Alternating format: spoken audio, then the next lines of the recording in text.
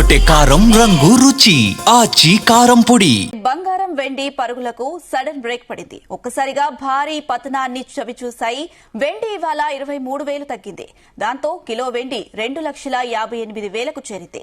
అటు 10 గ్రాముల 22 క్యారెట్ల బంగారం 2,800 పతనమై 1,24,850 పలుకుతుంది. 24 క్యారెట్ల బంగారం 10 గ్రాములకు 3,050 రూపాయలు తగ్గి 1,36,200కు చేరింది.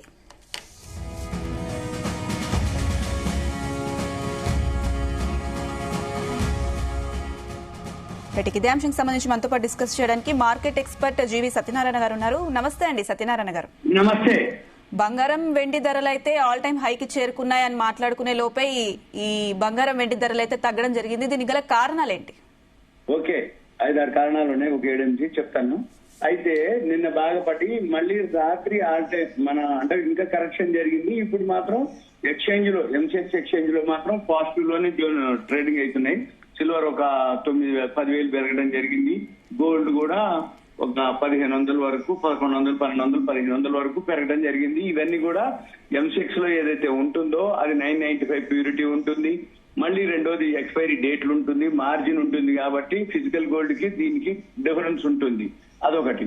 ఇకపోతే మనము మెయిన్ చూడవలసింది ఏమిటి అంటే ఎందుకు పెరిగింది, ఎందుకు తగ్గుతుంది, ఎందుకు తగ్గే అవకాశాలు ఉన్నాయి, ఇన్వెస్టర్ ఏం చేయాలి ఇప్పుడు ఈ టైంలో. మెయిన్ ఏంటిదంటే ప్రాఫిట్ బుకింగ్ అంటారు. అంటే ఎప్పుడైతే మార్కెట్స్ బాగా గోల్డ్, సిల్వర్, ఎంసెక్స్ లో కాపరు, ప్లాటినం, పలాడియం, ఇవన్నీ అల్యూమినియం, జింక్ ఇవన్నీ బాగా పెరిగినాయో ప్రాఫిట్ బుకింగ్ జరిగింది అనేది ఒకటి. అంటే చికాగో మర్కంటైల్ ఎక్స్చేంజ్ లో విపరీతంగా మార్జిన్ పెంచడం జరిగింది. ఏది వీటి కోసం. అంటే ఎప్పుడైతే ఈ పెరుగుతూ వచ్చిందో మన ఎంసెక్స్ లో కూడా మార్జిన్ పెంచడం జరిగింది. ఒకటి. ప్రాఫిట్ బుకింగ్ అనేది బాగా ఆల్ టైమ్ హైకి పోవడం జరిగింది. ప్రాఫిట్ బుకింగ్ అనేది ఒకటి. ఇకపోతే టెక్నికల్ గా చూస్తే ఓవర్ బాట్ అంటే కొనటం, ఓవర్ అంటే ఎక్కువ అయిపోయింది, బాట్ ఓవర్ అయిపోయింది. కాబట్టి కరెక్షన్ అనేది తప్పదు అనేది ఒకటి. ప్రాఫిట్ బుకింగ్ అనేది ఒకటి. ఇకపోతే రష్యా ఉక్రెయిన్ నిన్న ఒక్కటేసారి ఆల్ టైమ్ హై నిన్న ఉదయం ఉన్నట్టు ఎందుకు ఫాల్ అయింది అంటే రష్యా ఉక్రెయిన్ శాంతి ఒప్పందాలు జరిగే అవకాశాలు ఉన్నాయి అనేది దాంతో ఈ అధ్యక్షుడు, మన అమెరికా అధ్యక్షుడు డొనాల్డ్ ట్రంప్ సూచించింది అనమాట. అయితే దాంతో సెంటిమెంట్ మన షేర్ మార్కెట్ కు పాజిటివ్ అయ్యి ఈ మార్కెట్ లో పోయినాయి. ఏది గోల్డ్, సిల్వర్ ఏవైతే ఉన్నాయో అది. అయితే కానీ మళ్ళీ ఇంకొకటి కూడా ఉంది. గోల్డ్, సిల్వర్ పాజిటివే, కానీ నిన్న మాత్రం ప్రాఫిట్ బుకింగ్ కరెక్షన్. కానీ వచ్చే సంవత్సరం వడ్డీ రేట్లు తగ్గిస్తారనేది అనౌన్స్మెంట్ జరిగిపోయింది. అందుకని గోల్డ్, సిల్వర్ రాబోయే 2026లో పాజిటివ్నే ఉంటది. Gold, silver, copper. ఇక తర్వాత లాస్ట్ మంత్ నవంబర్ మంత్ లో చైనా 101.5% పెంచుకుంది. అంటే ఇంపోర్ట్ చేసుకోవడం జరిగింది. ఏది గోల్డ్. అందుకని పాజిటివే.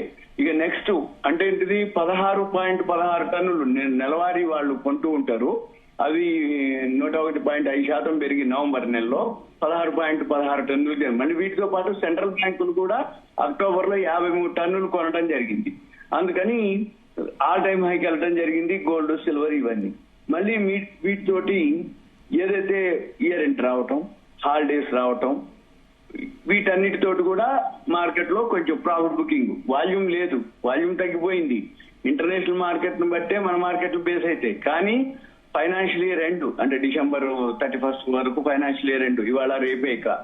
ఇకపోతే మళ్ళీ ఎక్కడో ఒక దగ్గర నిన్నటి వరకు ఎవరైతే షార్ట్ సెల్లింగ్ అంటాం, అంటే ధర పెరుగుతుంటే నేను ఎప్పుడు చూడలేదు ఈ రేటు, నేను ఎప్పుడు వినలేదు ఈ రేటు, ఇది ఎక్కడికి పోతుందిలే, పడుతుందిలే అని షార్ట్ సెల్లింగ్ చేస్తారు. సెల్లింగ్ అంటే అమ్మటం. షార్ట్ సెల్లింగ్ అంటే లేకుండా అమ్మటం. వాళ్ళందరినీ కట్ చేయడం జరిగింది నిన్న పొద్దుటికి. మొన్న రాత్రి వరకు, నిన్న పొద్దుటి వరకు పొద్దున్నే స్క్వేర్ ఆఫ్ చేసేసింది అది సిస్టమే. మళ్ళీ ఇప్పుడేం చేస్తుంది, పెరుగుతుంది అని చెప్పేసి కొనుక్కున్న వాళ్ళు ఉన్నారు. ఈ పెరుగుతుందని కొనుక్కునే వాళ్ళు కూడా తినేయదు మార్కెట్. ఎందుకు తినేయదు అంటే ఇదంతా మార్జిన్ తోటి నడుస్తుంది. ఈ కొనుక్కున్న వాళ్ళంతా పెరిగింది కదా ఇంకా పెరుగుతుంది అని అట్లానే ఉంటారు. ఇప్పుడేమైంది, ఒక్కసారి ఫాలో అయ్యేటప్పటికి మళ్ళీ మార్జిన్ షార్ట్ ఫాల్ వస్తుంది. వాళ్ళు అమ్మరు. మార్జిన్ షార్ట్ ఫాల్ అయ్యేటప్పుడు మళ్ళీ సిస్టమ్ క్లోజ్ చేస్తుంది. అంటే నీ షార్ట్ సెల్లింగ్ చేసిన వాడిని మార్కెట్ ఒక విధంగా లాస్ చేస్తుంది, ఒకవేళ బై చేసిన వాడిని కూడా ఒక విధంగా లాస్ చేస్తుంది. ఎందుకంటే వీళ్ళు జనరల్ గా ఎక్కడ జరుగుద్ది అంటే బై చేస్తారు, పెరిగిద్ది, అమ్మేస్తారు, మళ్ళీ అమ్మిన తర్వాత ఏమవుతుంది, మళ్ళీ ఇంకా పెరుగుద్ది, అమ్మా పెరిగిందే మనం అనవసరంగా అమ్మేసిన అని మళ్ళీ అక్కడ హైలో కొంటారు, మళ్ళీ పెరుగుద్ది, మళ్ళీ పెరిగినాక అరే ఇక ఈసారి అమ్మొద్దని అట్లే ఉంచుతారు. ఎక్కడో ఒక దగ్గర ప్రాఫిట్ బుక్ చేసింది అనుకోండి, ఓకే, ప్రాఫిట్ బుక్ చేయకుండా ఎక్కువ శాతం 190 మంది పైసలు పోయేది ఏంటిదంటే ఇదే రీజన్.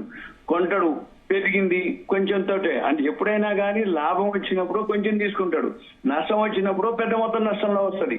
అయితే లాభం వచ్చేటప్పుడు చిన్న మొత్తం అయినా ఎందుకు తీసుకుంటాడంటే ఫస్ట్ నమ్మకం ఉండదు, ఎందుకు పెరుగుతులే ఎంత పెరుగుతుందిలే అనుకొని కొనుక్కుంటాడు, కొనుక్కున్నాక కొంచెం మెరగంగా ఇంకా చాలు అని ఎగ్జిట్ అవుతాడు. ఈసారి ఏమనుకుంటాడంటే అరే మనం తక్కువ లాభంతో తక్కువ పైసలతోటి తక్కువ క్వాంటిటీ తోటి ఎగ్జిట్ అయిపోయినాం, అట్లా చేయొద్దు అని పెద్ద మొత్తం పెడతారు. ఇక పెద్ద మొత్తం పెట్టి పెరుగుతుంటది, అమ్మో ఇంకా మనం పోయినసారి అమ్మితే ఇంకా పెరిగింది, ఇప్పుడు అమ్మితే మనం మళ్ళీ కొనలేమేమో అని అట్లానే ఉంటాడు. ఇప్పుడు వాళ్ళని బుక్ చేసింది మార్కెట్. సేమ్ ఇదే కథ, ఇది రిపీట్ అయితేనే ఉంటది. అయితే ఇదంతా కూడా వాళ్ళ ఎక్స్పీరియన్సే లెసన్, ఎక్స్పీరియన్స్ తోటే చేయాల్సి ఉంటది.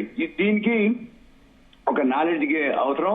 దాంతో పాటు అంటే వాళ్ళకి ఏ సైట్ లో అవైలబుల్ ఉంటుంది ఇన్ఫర్మేషన్, ఎక్కడ ఇన్ఫర్మేషన్ తోటి మనము పాజిటివా నెగిటివా న్యూట్రలా గోల్డా సిల్వరా కాపరా ఏదైతే ట్రేడింగ్ చేస్తున్నామో ఫిజికల్ గోల్డ్ కి ఈ గోల్డ్ కి తేడా ఏంటిదంటే మనం ఎక్స్చేంజ్ లోదో 995 ప్యూరిటీ ఉంటది, మార్కెట్ లో దొరికేదో 999.99 24 క్యారెట్స్ ప్యూరిటీ దొరుకుతుంది.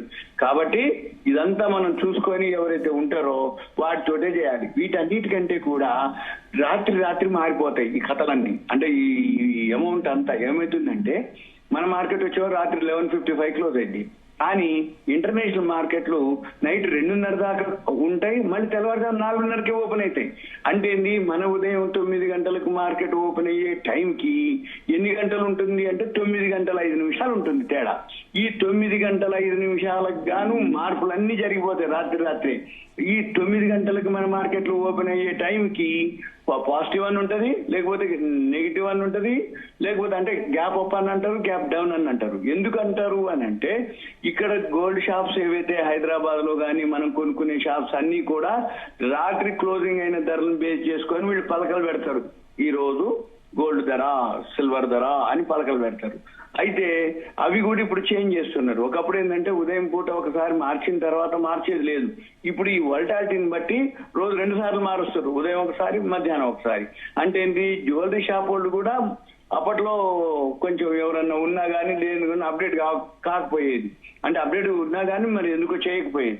ఇప్పుడు అలా లేదు, ఉదయం సాయంత్రం. ఇక మనకు వచ్చేటప్పటికి ఉదయం ఇంటర్నేషనల్ మార్కెట్ తోటి పాజిటివా నెగిటివా, మళ్ళీ 12:30కి యూరోప్ మార్కెట్స్ ఓపెన్ అవుతాయి, దాంతో న్యూట్రల్ పాజిటివా నెగిటివ్ అంటే గోల్డ్ విషయంలో.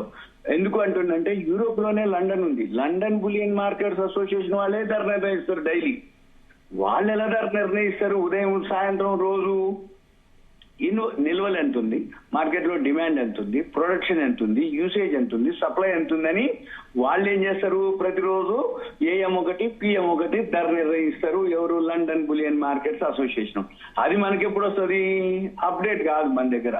అది ఎవరికి అప్డేట్ అవుతుంది, గోల్డ్ జ్యువెలరీ షాప్స్ ఎవరైతే ఉన్నారో వాళ్ళకి అప్డేట్ అవుతుంది. ఎందుకంటే వాళ్ళు పెయిడ్ అంటే పేమెంట్ చేస్తారు, వాళ్ళకి అక్కడ లైవ్ రేట్స్ ఏవైతే ఉన్నాయో అవన్నీ మనకి అప్డేట్ అవుతాయి. వాళ్ళకి మనకెందుకు కావు అంటే మనం పేమెంట్ చేయము.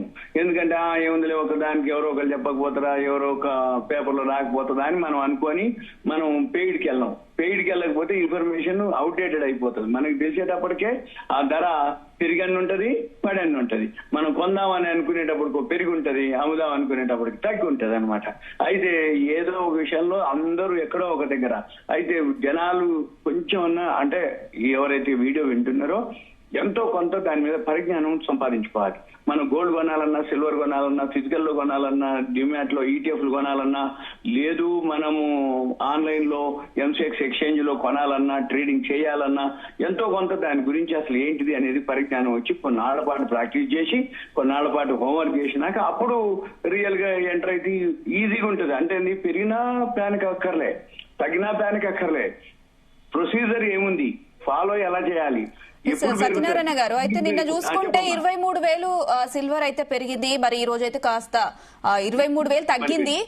ఈ రోజు కాస్త పెరిగింది. మరి దీనికి సంబంధించి ఇలాంటి సిచ్యువేషన్ లో సిల్వర్ పై ఇన్వెస్ట్ చేయడం మంచిదేనా? అలాగే ఒక ఎక్స్పర్ట్ గా మీరు ఇన్వెస్టర్ కి ఎలాంటి సూచనలు చేస్తారు? కొంచెం వెయిట్ చేయడమే బెటర్. ఎందుకంటే మీరు అనేది ఇప్పుడు 10,000 నుంచి అప్పుడే 11,000 పెరిగింది. అంటే 23,000 తగ్గి 11,000 పెరిగింది. ఎందుకు తగ్గింది అంటే ఇది ఇంకా తగ్గే అవకాశాలే కనపడుతున్నాయి ఓవరాల్ గా. ఎందుకంటే మార్జిన్ లేవు. మార్జిన్ షార్ట్ ఫాల్ ఎవరైతే బై చేశారో వాళ్ళని నిన్నటి వరకు క్లోజ్ చేసింది.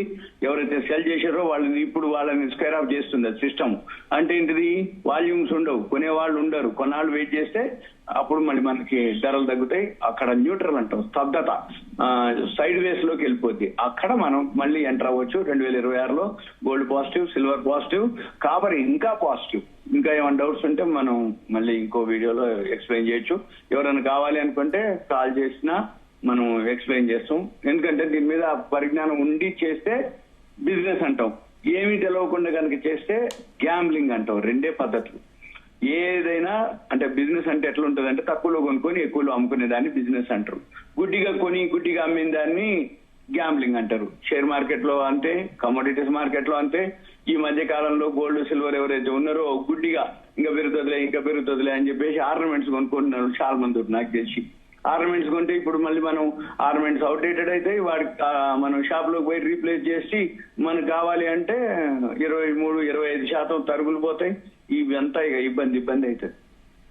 ఓకే అండి, థ్యాంక్ యూ సత్యనారాయణ గారు.